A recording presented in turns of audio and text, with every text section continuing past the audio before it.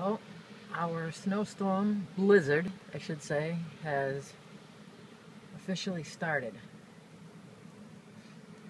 It is 2:40 a.m. and it's starting. This is what it looks like outside my living room window now.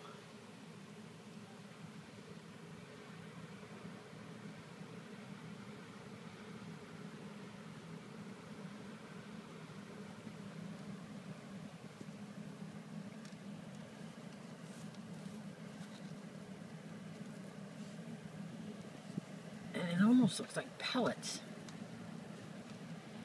It doesn't even look like snow, it looks like pellets.